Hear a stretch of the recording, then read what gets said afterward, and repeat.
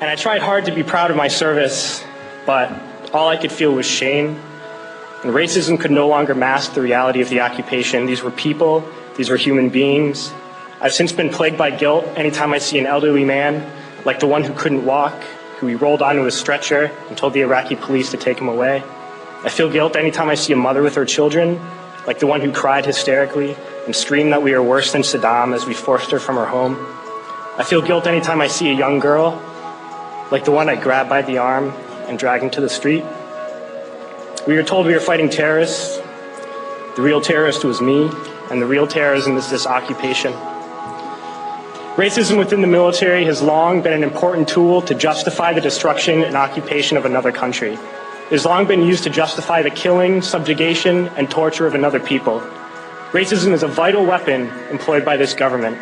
It is a more important weapon than a rifle, a tank, a bomber, or a battleship. It is more destructive than an artillery shell, or a bunker buster, or a Tomahawk missile. While all those weapons are created and owned by this government, they are harmless without people willing to use them. Those who send us to war do not have to pull a trigger or lob a mortar round. They do not have to fight the war, they merely have to sell the war. They need a public who is willing to send their soldiers into harm's way. They need soldiers who are willing to kill and be killed without question. They can spend millions on a single bomb, but that bomb only becomes a weapon when the ranks of the military are willing to follow orders to use it.